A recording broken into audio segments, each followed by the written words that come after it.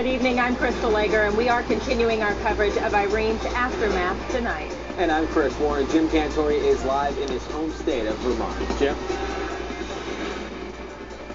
Yeah, guys, we've been covering this story for you here in Bartonsville, Vermont, the site of one of three beautiful, iconic covered bridges that was destroyed by this historic flood.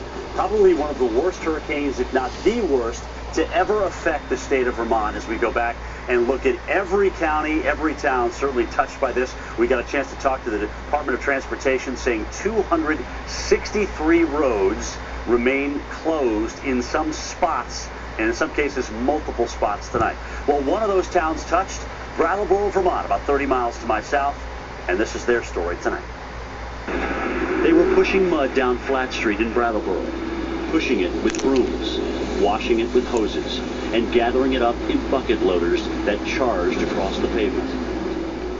This stream became a torrent early Sunday afternoon in downtown Brattleboro, carrying not just mud, but pieces of a town. We saw a 1,000-gallon propane tank tumbling down. We saw lumber from a lumber yard, all beautifully bundled, just floating down. We saw canoes. Gail Nunziato runs the Lathis Theater and Hotel on Flat Street and says what she saw was not only terrible, but unexpected. Her 73-year-old historic performing arts center was swamped. Today, the theater is muddy and vacant. The goddess who is pouring a bowl of wine in the lobby, mocked by the pumps removing the floodwaters. It was terrible. It was terrible. Just across the street at the Boys and Girls Club, opening day for the kids was recovery day. With no flood insurance and a tight budget, it was devastating.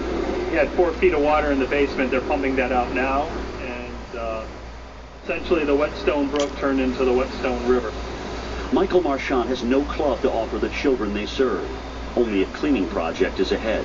And while he knows there was loss of life elsewhere, they're still stunned that they could be hurt by a hurricane so far from the coast. I never thought the scope of it would be this bad, but it's pretty devastating. Hurricane Irene painted parts of this town in water and mud. And as it turns out, a coastline is not the only criteria for a tropical disaster. In Brattleboro, Vermont, I'm meteorologist Jim Cantore. And as we look across the Williams River tonight onto the concrete that once held up this beautiful covered bridge, and now it of course is missing by the torrent, the raging torrent that went down through here.